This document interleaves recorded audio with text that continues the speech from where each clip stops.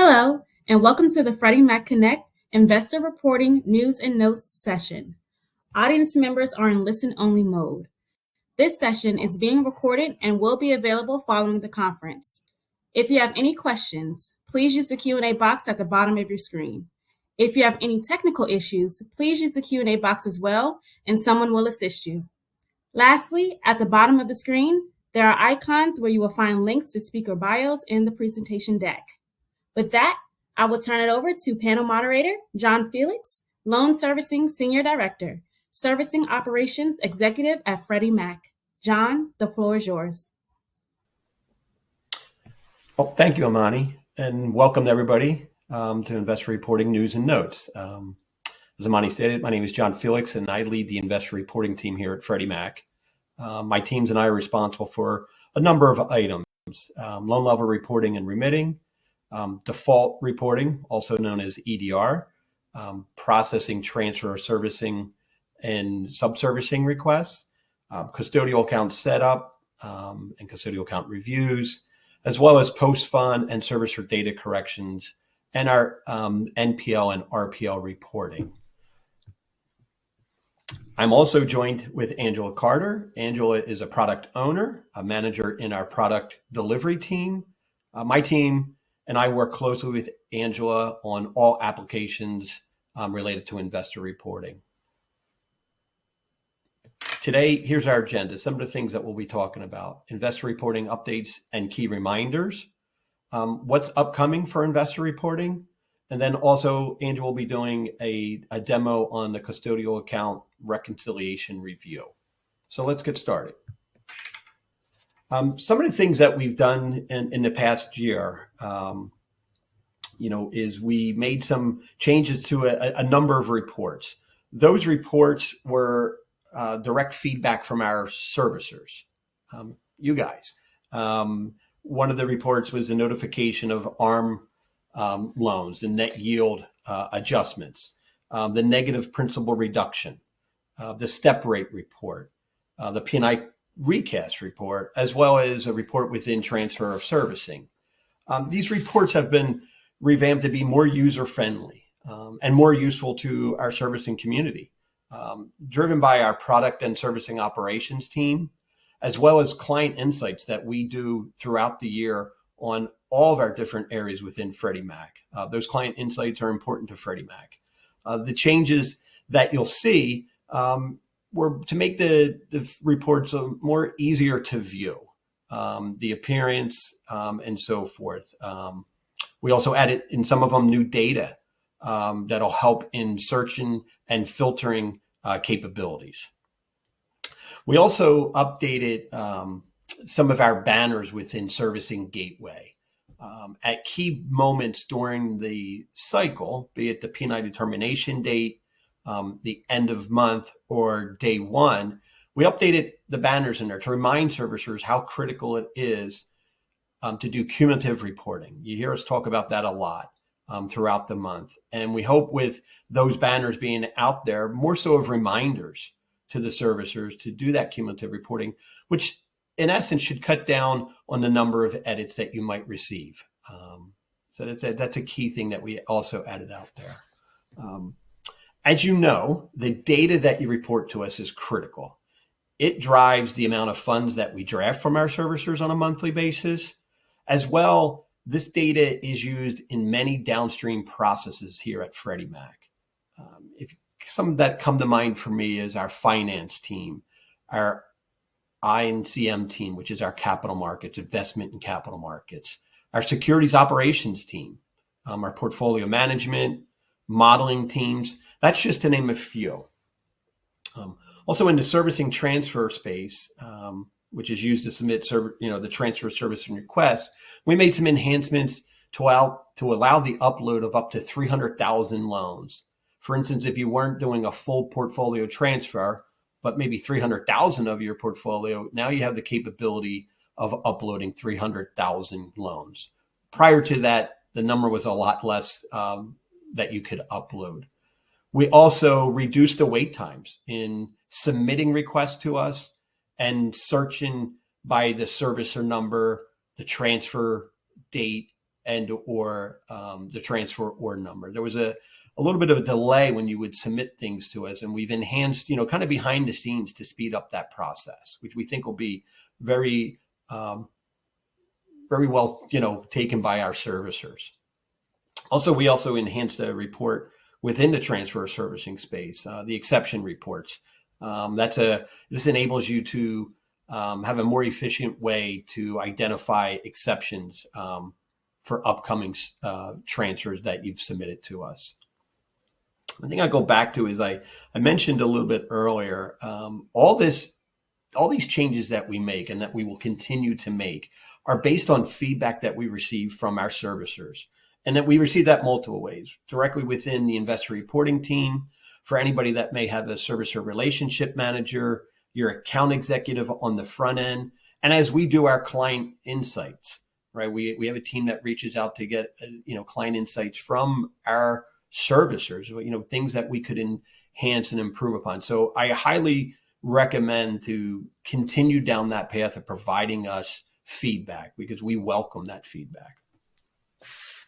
Next, I would like to call out a couple of reminders as you continue to do work with Freddie Mac before I go into what's upcoming for investor reporting.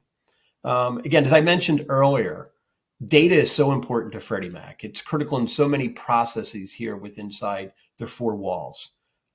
It's not just used by our investor reporting team. I mentioned a number of groups that use that data. So it's very important that it's submitted to us timely and accurately. A large number of our loans are in what we refer to as PC, or sometimes you might hear folks refer to them as MBS pools. And we do a lot of reporting and disclosure activity on our PCs at loan level. So that's why it's paramount that the data that we get is timely and is just as important, accurately. So some reminders that, I always like to remind servicers about when I'm talking to them is maintaining accurate records, servicing records, reporting current information for each mortgage that accurately reflects the borrower's loan activity and the history that's on your system when you report that to Freddie Mac. Resolving any differences between our data and your data timely. That cuts down on research that we might have to do later on items that happened months ago. So that's critical. Also, depositing all required funds into our appropriate custodial accounts. That would be for both the P&I accounts, principal and interest, as well as the T&I, the taxes, insurance. So depositing all those funds timely. Also, reconciling our P&I and T&I accounts. That's required 45 days from the end of the cycle. When we look at that activity, that's really what's closing out our cycle. Our loan level reporting cycle ends, as you know, the first business day of the following month. But really, until those accounts are reconciled within 45 days of the end of the cycle, that's when we really say the cycle has closed. Also, around that topic, any changes that you may be making to custodial accounts, whether it's changing the ABA number, or if you're looking to move your funds from one fund's custodian to another, that's critical to Freddie Mac. We need to make sure that at all times we know where our funds are being held. So if you're ever making changes, say to routing them to an existing account and or moving the funds to a new account, we do require 15 business days before those funds are moved. So you need to provide the appropriate information to us so that we can make the changes on our side. Again, I'll reiterate, it's critical at all times that Freddie Mac knows where our funds at any given time. Now, what's upcoming for investor reporting? Two things to note here. We have investor reporting innovation, a new method of gathering data and potentially additional data from our servicers. And then also a new custodial review process. When we think about new data, it's something I touched on last year very briefly, but we have been doing some additional work around that. taking a deeper dive at data we would potentially want to receive from our seller servicers. We had some initial conversations with a handful of servicers as well as service providers, talking to them about the types of new data elements we would be looking for and how we would look to receive that data. And when you think about the data elements themselves, think about balance data or cash flow related data. That's the kind of data that we're talking about. And as far as receiving that data, again, we've had some conversations, with a handful of servicers and service providers just to kind of get some thoughts from them and some ideas. And we've talked about an API, receiving the data through an API. At this time, we're still having internal conversations about that, and we'll continue to have some external conversations here in the near future with servicers and servicer providers. So I'll leave that there and know that, we will continue to provide information and communication as we move forward with that process. Another item to talk about is, before we get to the new custodial review process, I'm going to leave that for the last thing. I'll talk about what's upcoming for investor reporting. You'll see why, because we'll have a short demo. Another change that, based on feedback from our seller servicers, is around the scorecard. And one of the metrics within the investor reporting scorecard, the age metric. That metric gives us an insight on the promptness in resolving data discrepancies between the servicer's data and Freddie Mac's data. We are looking to revamp that version of the metric, the age edit metric. We know that's been a pain point from some servicers, so that's why we kind of looked at it. There were some irregularities around the age and logic. So we, again, worked closely with a number of servicers to kind of understand what were those issues they were seeing, looked at it internally, and did realize there was some, irregularities with how we were capturing that age and logic. So we took a deep dive into that and are going to roll out in probably towards the end of the first quarter in 2024, the new logic and update the scorecard so that our servicers won't have that issue of that, data not looking quite right or the logic around the age metric. So we're kind of excited about that and hope, that'll be a big win for our servicers as well. Prior to rolling that out with anything, we will make sure that there's enough time for our seller servicers to understand those changes. So be on the lookout for that information. Probably, maybe towards the end of this year or even, early January, we'll start giving some feedback on that to everybody or communication on that. Next thing I kind of wanted to talk about before we get to the demo is, the demo will be around the new custodial review process. I don't know that every servicer realizes that Freddie Mac, from time to time, will look to do a periodic examination of a P&I and T&I account reconciliation that our servicers have completed. We do that yearly, all throughout the year. It's a lot because we're really just reviewing the recon that our servicers have performed. And today, we ask for a lot of data. It's really the complete reconciliation. We're looking for, the Form 59. We're looking for bank statements.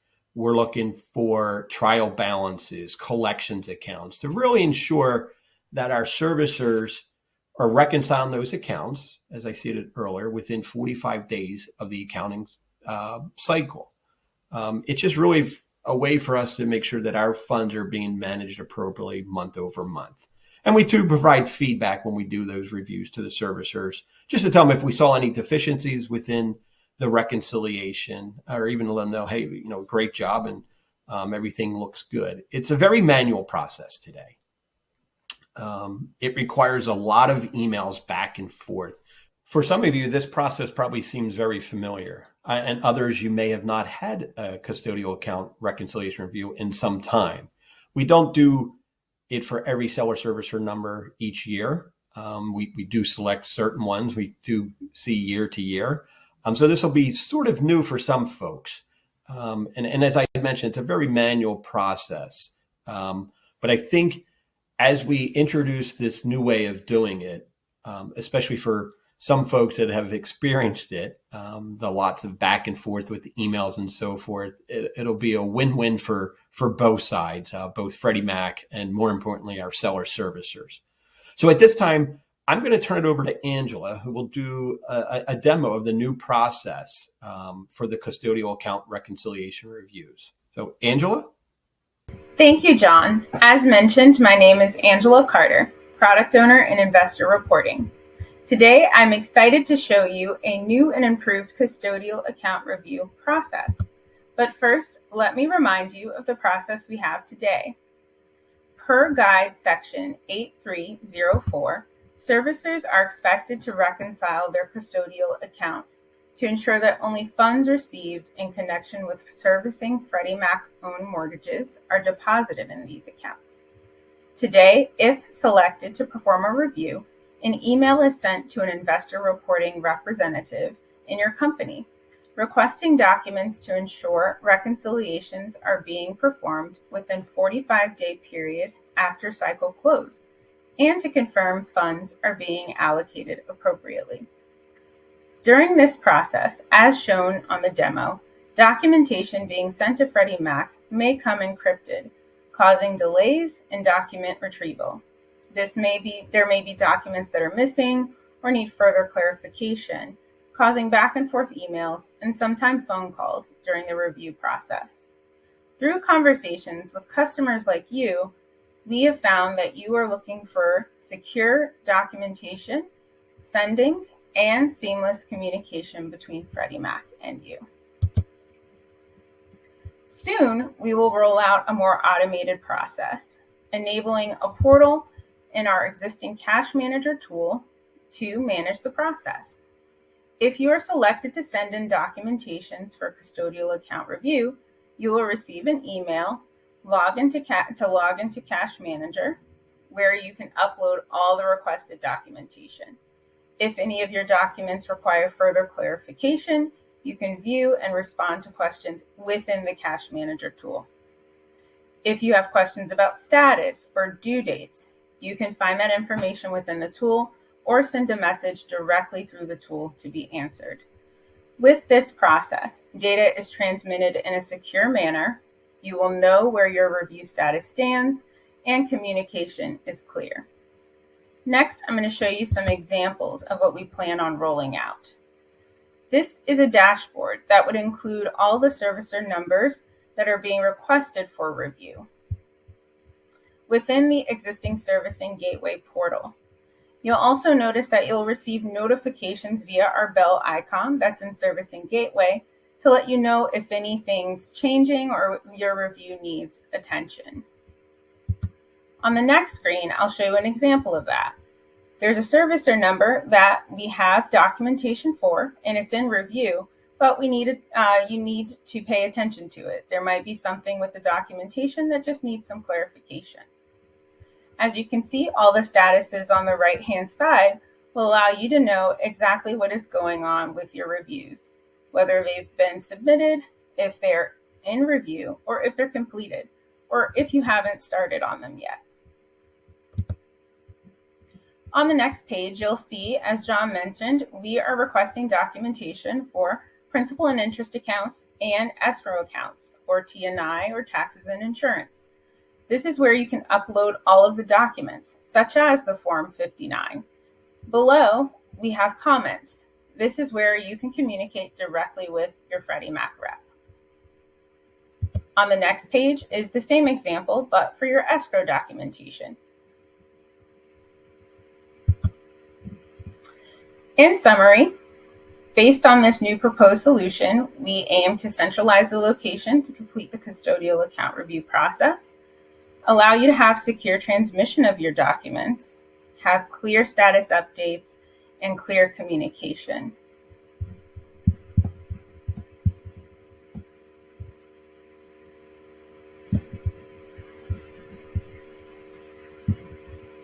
Thank you, and that concludes the demo. Now, I just want to call out that feel free to look at all the resources that are available on freddiemac.com. You can learn about loan level reporting and all of our updates, including best practices with servicing transfer, and of course, learn about all the different training resources that are out there. Amani, are there any questions from the audience? Absolutely. We have a few questions that have come in, Angela. Attendees, though, if you have any questions for our panel, please add them to the Q&A box and they will be read aloud to our speakers. Right now, I have a question for Angela. When will the new custodial account review process be rolled out? Thank you, Amani, and that is a great question. We are targeting to have this rolled out in early third quarter 2024. So that is when you would expect to get emails directly to log into Cash Manager. Amazing. Thank you for that. Angela, it looks like I have another question for you. How will I be notified if I need to submit documentation for custodial account review? That's another great question. So we will continue to send emails directly to your company inboxes, your emails that you provide to us. But you will this time also get notifications via Servicing Gateway of different status changes as you are going throughout the process. Beautiful. Thank you, Angela. And John, it looks like I have a question for you. What are some of the new data elements Freddie Mac will request from customers? Thanks, Amani. And I kind of expected that question, so I appreciate it. So one thing, I kind of hit on a couple of them, and folks that recall when we were doing the IRCI project back in 2019, one thing that we were thinking about receiving from our servicers, and we didn't at that time, was the curtailment date and curtailment amount. That's one of the fields. And again, as I mentioned before, think about cash flow and balances, right? So those two fields. Also an escrow indicator, an escrow balance amount, suspense amount, we're looking for, potentially bankruptcy plan payment amount.